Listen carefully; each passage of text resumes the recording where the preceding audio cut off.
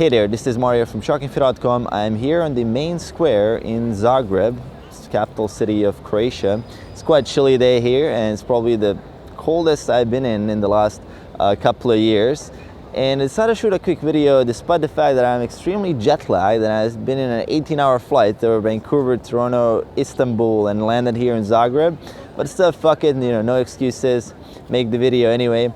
So I decided to talk a little bit about today on the topic of self-awareness, which I think made a big difference when it comes to just keeping those habits together when you're traveling and when you're trying to stay in shape when you're moving around a lot.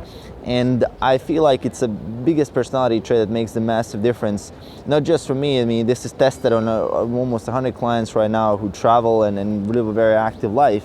I've realized that this is one of the things that I guess kept all of us going. And when you don't have someone to hold you accountable, this is the thing that you can hold yourself accountable to.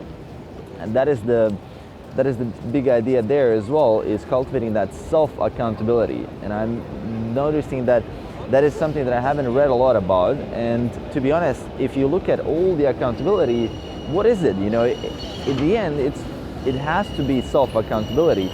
There's no way to hold yourself accountable non-stop through external factors.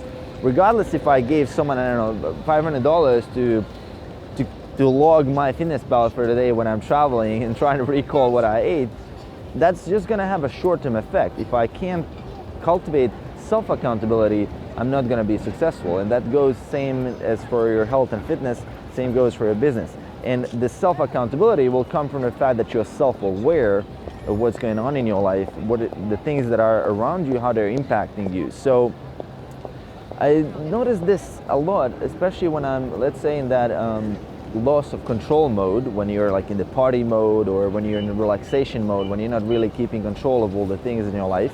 So that's one thing that comes with travel, is simply not having a lot of control. It's because you're in a different environment, you're in an airplane, there's a limited amount of food sources, you're in a new city, you don't know anybody. I guess here for me in Zagreb, I do know a few people, so I'm good to go. But in general, if I landed in a new city, there would be nobody to actually hold me accountable, and then you're risking the factor of losing that identity that you've cultivated over time, that I spoke a lot about, because that identity is what keeps you on your path, despite the fact that you're losing your habits, that you're losing momentum, that you're losing all these things.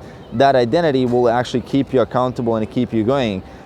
But to keep that identity from going away is being self-aware. And that's where I noticed that the identity falls off, is if I'm not self-aware of what's going on. So you can pretty much lose all your habits when you change an environment. And I'm sure you noticed that as soon as you lose all those environmental triggers, all the habits that you've cultivated over the course of a month or even years can fall off.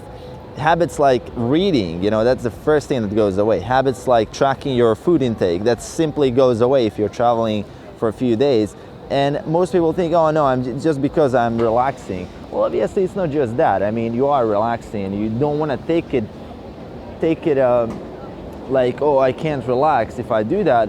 But it's more like, are you aware that is just an excuse that your brain gave you? Or are you really proactively saying to yourself, okay, I'm not gonna track for a few days? So it's like, if that not tracking your food is a path of least resistance, or is it a proactive choice? So that's something to keep an eye on. And self-awareness itself kind of got me thinking when I just read this book on the flight called The Self-Made Billionaire Effect. It's really highly interesting book. I would definitely recommend checking that out. They talk about billionaires, and one of the common myths that we have around self-made billionaires is that they don't have time. Because, I don't know, we watch TV, we watch these executives in TV shows and movies. They're always busy, like the phone keeps ringing non-stop. You can't have them like for a meeting or something like that for only 5 minutes. They're constantly being distracted. But in reality, what they noticed, these interviewers, they took about, I think 300 out of 800 people through their interviews for the book. And what they've noticed is that these people are extremely guarding their time. And I realized that with myself, is that to be guarding your time, you actually have to be self-aware of what's going on with your time. And if you're not sure who you're giving your time away to, there's no way you can protect it. So what they noticed is that they had these self-made billionaires, they were like no distractions whatsoever. They're completely chilled, completely present in the moment.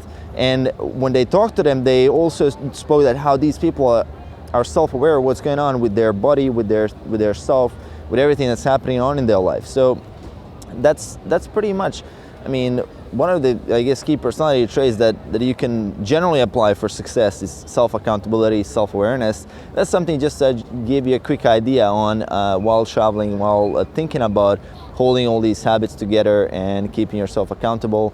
And in general, if you are holding yourself, I guess, accountable through a form of a diary or a journal, I would say those would be the main tools that I use myself. Things like MyFitnessPal, it's absolutely amazing. Having a journal or a diary in general, just writing down stuff that happened in that day, how you felt, and rating your some way like your current feeling, if you're going toward your goals or not, for every single day of your life. I think that goes a very long way. And that 5-minute journal, I think I linked that the other days. So it's a big idea that you do your journal 5 minutes every day. It's pretty awesome. That's gonna make a big impact in your life. And in general, I guess if you're not sure where to start, I would say definitely give something like just a very, very simple Evernote thing where you could start a note for every single day and just write down some of the stuff that you thought about.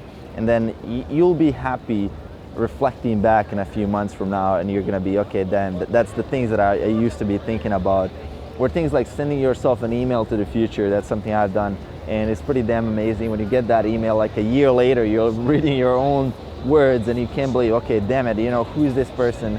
I'm so much more like developed in some areas, but in some of the things that I thought about like a year before, I don't even like, I'm not even doing them anymore. It's not a part of my life at all.